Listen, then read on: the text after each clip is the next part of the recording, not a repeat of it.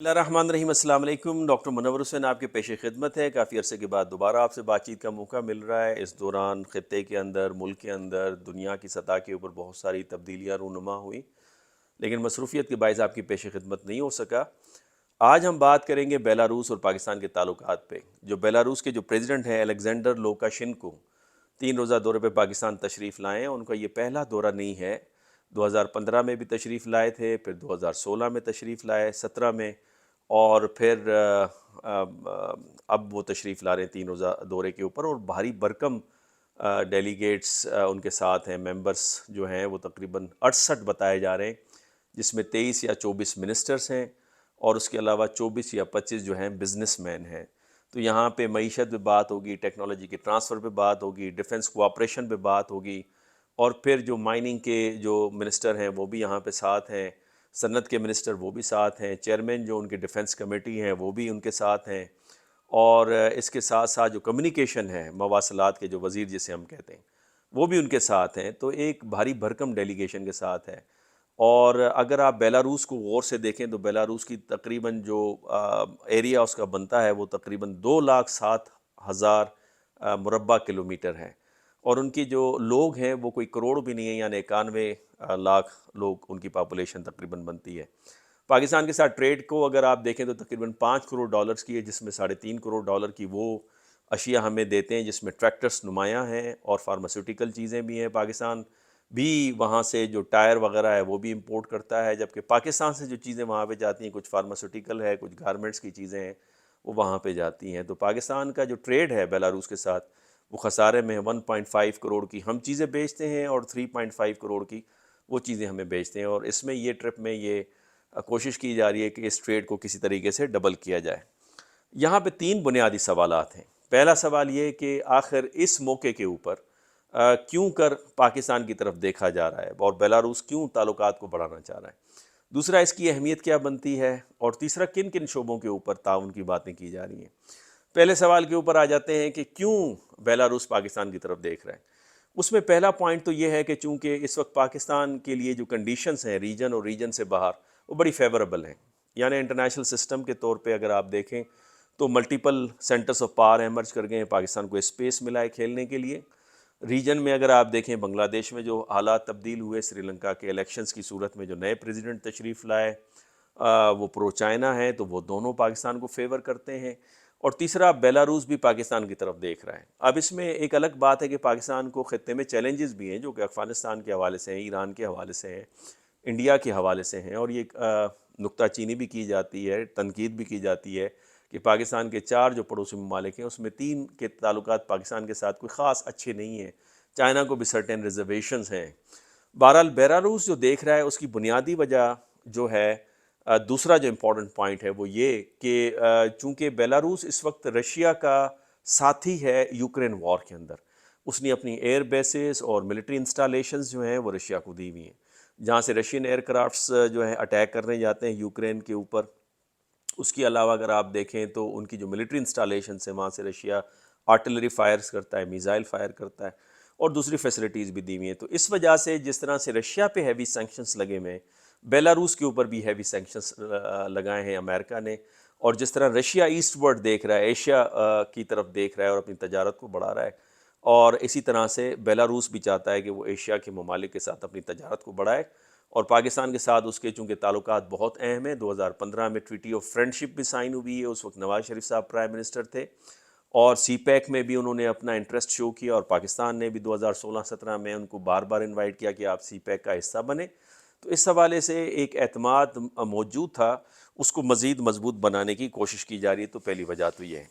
دوسرا، اس کی اہمیت کیا بنتی ہے؟ پہلی پوائنٹ اہمیت کے حوالے سے میں یہ کہوں گا کہ ایس یو کی ابھی ریسنٹلی سمٹ ہوئی پاکستان میں، اور سائیڈ لائنز پہ جو میٹنگز ہوئیں اس کے اندر ایک ایگریمنٹ آپ کو یاد ہوگا سائن ہوا تھا $30 بلین کا، جس میں چائنا، رشیا اور بیلاروس یہ تینوں پاکستان کے اندر انویسٹمنٹ کریں گے۔ تو یہ اس کی تسلسل، اس کے سلسلے کا ایک تسلسل آپ کو نظر آتا ہے۔ دوسرا یہ کہ 68 ممبر کا ڈیلیگیشن آنا، جس میں میں نے جس طرح کہا کہ 24 وزراء ہیں، اور 25 سے زائد اس میں بزنس مین آپ کو نظر آتے، 45 سے زیادہ بزنس مین نظر آتے ہیں۔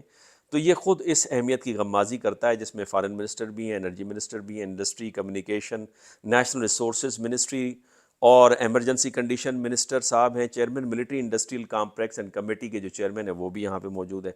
تو یہ اس کی اہمیت بھی بنتی ہے. تیسرا یہ کہ دونوں ممالک جو ہیں وہ ڈیولپنگ نیشنز ہیں. ڈیولپنگ نیشنز اسے کہتے ہیں کہ جو ترقی یافتہ تو نہیں ہوتے لیکن ترقی کی طرف گامزن کر رہے ہوتے ہیں مختلف شعبوں کے اندر، حالانکہ وہ مکمل طور پہ انہوں نے ترقی پہ گرپ حاصل نہیں کی ہوئی. پھر چوتھا پوائنٹ یہ ہے کہ دونوں ایگرو بیسڈ کنٹری ہیں. پانچواں پوائنٹ یہ ہے کہ پاکستان وہ پہلا ملک تھا جس نے اس کو بیلاروس کو تسلیم کیا 1991 میں جب سوویت یونین ٹوٹا تھا. تو پاکستان ان پہلے ممالک کی فہرست میں تھا جس نے اس کو ریکگنائز کیا. چھٹا پوائنٹ یہ ہے کہ دونوں کے جو ریلیشن شپ ہیں وہ اگر اس کے کریکٹرسٹکس کو دیکھیں تو میوچول رسپیکٹ اور ٹرسٹ کے اوپر موجود ہیں، جس میں ٹریٹی آف فرینڈشپ کا میں نے پہلے ہی ذکر کیا. ساتواں پوائنٹ یہ ہے کہ پاکستان جو ہے اکنامک ریلیشن شپ کو دیکھیں تو بہت سارے جوائنٹ وینچرز پہلے ہی دونوں ممالک کے درمیان چل رہے ہیں، جس میں ٹیکسٹائل ہے، فارماسوٹیکل ہے اور لائٹنگ سولوشن انڈسٹری، اس کے اوپر کام کیا جا رہا ہے، ٹیکنالوجی کی شیئرنگ پہ کام کیا جا رہا ہے اور ایکسپرٹیز ایک دوسرے کے ساتھ شیئر کی جاتی ہیں. اور اس کے علاوہ میں نے پہلے ہی آپ کو بتایا کہ جو دونوں ممالک کے درمیان میں جو تجارت ہو رہی ہے، پاکستان تقریباً ربر ٹائرز، ٹریکٹرز اور آرٹیفیشل فیلامنٹ یان وہاں پہ منگواتا ہے، جبکہ وہ پاکستان سے فارماسوٹیکل اور گارمنٹس کی چیزیں پاکستان میں منگواتے ہیں. لیکن پاکستان کا ٹریڈ جو ہے اس حوالے سے پاکستان کے فیور میں نہیں ہے. جو ملاقاتیں ہیں پاکستان کی طرف سے بھی، لائک 2017 میں پاکستان کے پرائم منسٹر تشریف لے گئے تھے نواز شریف صاحب بیلاروس، اور 2 دن کا دورہ تھا. پھر ایک قزاقستان کے اندر ایس یو کی سمٹ تھی بشکک کے اندر، وہاں پہ سائیڈ لائن پہ پرائم منسٹر اس وقت عمران خان صاحب تھے، اس وقت بھی بیلاروس کے انہی صدر کے ساتھ ملاقاتیں ہوئیں. جہاں تک ایگریمنٹ کا تعلق ہے تو کہا جا رہا ہے کہ 8 ایگریمنٹ ابھی تک سائن ہو چکے ہیں، جس میں ٹریکٹرز کے اوپر مینوفیکچرنگ کے اوپر بتایا جا رہا ہے تقریباً 1 لاکھ سے زیادہ مینوفیکچرنگ کوئی ہو بھی چکی ہے. اس کے بعد ٹیرف کو کس طرح سے منیمائز کیا جائے. میں تو کہتا ہوں فری ٹریڈ ہونا چاہیے، جتنا ٹیرف کو آپ ایز کریں گے دونوں ممالک کے درمیان میں تجارت بڑھے گی. پھر اس کے علاوہ مڈل ایسٹ سچویشن کو بھی ڈسکس کیا گیا ہے، بیکاز اس کا اسپل اوور ایفیکٹ ہے. یوکرین کی وار کا اس وقت اسپل اوور ایفیکٹ آ رہا ہے بیلاروس کے اوپر، اور غزہ کا ہیومینیٹیرین جو کرائسس ہے وہ مڈل ایسٹ کے اوپر تو آ ہی رہا ہے لیکن پاکستان کے اوپر بھی آ رہا ہے. تو اس کو کس طرح سے ریجنل، جیسے مثال کے طور پہ ایس سی او کا فورم ہے اور انٹرنیشنل جو آرگنائزیشنز ہیں اس پلیٹ فارم پہ کیسے مل کر کام کیا جائے، جیسے یونائٹڈ نیشنز ہیں. اس کے ساتھ ساتھ میں یہ بھی کہوں گا کہ یہ تو میں نے ایک چھوٹی سی آپ کو فگر دی، اس میں کچھ پاکستانی بھی طلباء ہیں تقریباً ایجوکیشن میں، ہمیں بھی اٹریکٹ کرنا چاہیے، بلکہ ہمیں ویزا کو فری کرنا چاہیے. جیسے بیلاروس کے اندر جو ان کے مختلف جو ایئرپورٹس ہیں، جیسے منسک کا ایئرپورٹ ہے، وہاں پہ جا کے آپ 30 ڈیز کے لیے فری ویزا آپ موو کر سکتے ہیں. پاکستان میں بھی ویزا کو بیلاروس کے لوگوں کے لیے فری ہونا چاہیے. کچھ پاکستانی، کوئی بڑی تعداد تو نہیں ہے لیکن بہت ایک قلیل تعداد ہے، لیکن پاکستانی اسٹوڈنٹس وہاں پہ پڑھتے ہیں. تو بیلاروس کے اسٹوڈنٹس کو بھی پاکستان میں آنا چاہیے، چونکہ جس ایجوکیشن کے اندر اور کلچر اور سوشل جو کانٹیکٹ ہے وہ تعلقات کو اور زیادہ مضبوط بناتے ہیں. لیکن میرا جو کرٹیکل پوائنٹ ہے، وہ آخری پوائنٹ، وہ یہ کہ پاکستان کو اپرچونیٹیز تو بہت مل رہی ہیں، جس کا میں نے ذکر کیا کہ سسٹمک لیول کے اوپر جو تبدیلیاں ہیں پاکستان کو فیور کرتی ہیں، ریجن کے اندر جو تبدیلیاں پاکستان کو فیور کرتی ہیں. لیکن پاکستان کے جو اندرونی خد و خال ہیں، جس کا میں ہمیشہ تذکرہ کرتا ہوں، چاہے وہ معاشی ہے، سیاسی ہے، سماجی ہے، وہ خد و خال کیا اس قابل ہے کہ اس طرح کی جو مواقع ہیں جس میں پاکستان کی اسٹرینتھ زیادہ ہیں، ویکنیسز کم ہیں، اپرچونیٹیز زیادہ ہیں، تھریٹس کم ہیں، اس کو اویل کیا جائے، اس سے بھرپور فائدہ اٹھایا جائے.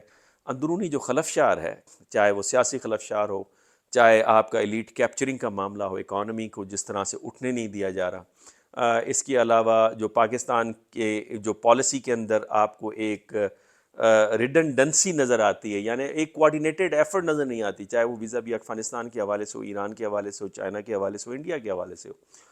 اس پہ بھی ہمیں غور کرنے کی ضرورت ہے. Gap of communication major source of conflict ہوتا ہے. گیپ آف کمیونیکیشن کو ختم کریں تو مسائل خود بخود حل ہونا شروع ہو جاتے ہیں. آپ کی کمنٹس کا انتظار رہے گا. نیکسٹ ویڈیو میں ہم سی پیک کو ڈسکس کریں گے ان ڈیٹیل. اللہ حافظ.